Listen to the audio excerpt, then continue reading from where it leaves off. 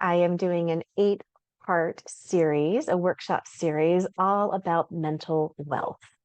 What is mental wealth? Well, for me, it is moving beyond the paradigm of mental health and really diving into the wellness aspect, going from beyond stability, getting by day to day, and really digging deeper so that we can reclaim our power and have a more authentic expression, a fuller expression of our life. A lot of us have a sense of wanting to feel more emotionally connected to ourselves and the people in our lives.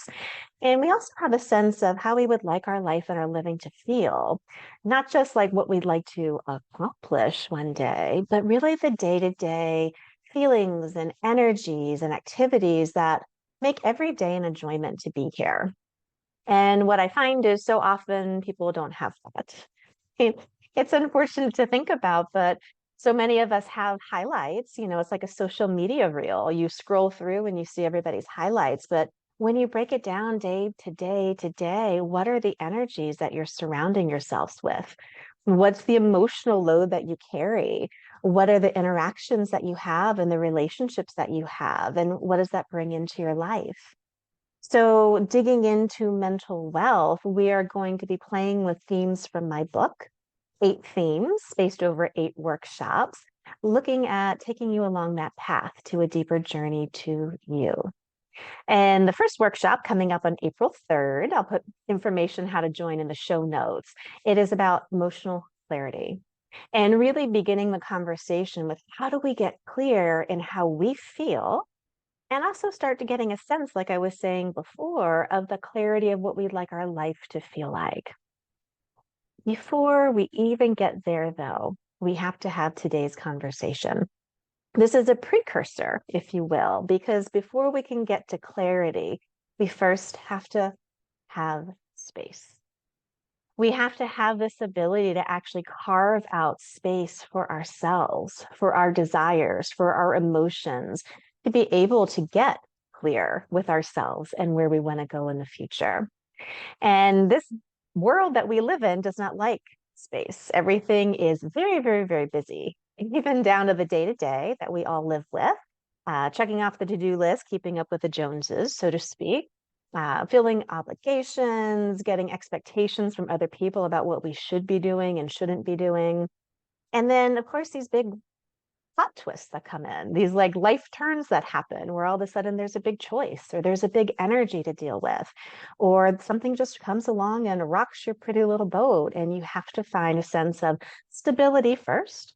And then again, going beyond that with how do you come into enjoyment of your day to day? So, in order to create that sense of clarity and that sense of space, what do we need to look at first?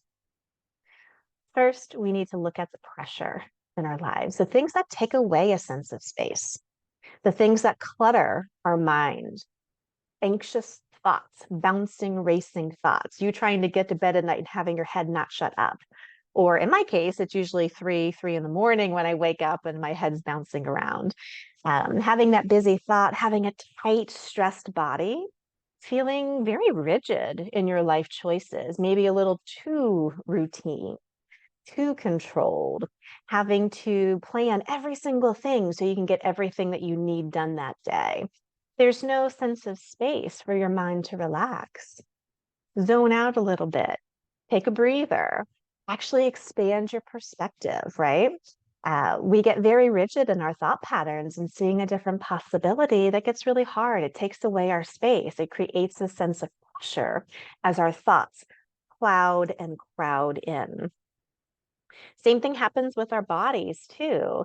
Stress starts to come in, our muscles start to get tight. We're holding our breath without even realizing it. There's no sense of just letting go. And again, having that sense of spaciousness. And with a tight body and a busy mind, usually comes a very rigid schedule where we get into these interesting patterns of controlling everything, including ourselves, people pleasing as a way to get by, fulfilling other people's expectations, all of these things we've talked about before.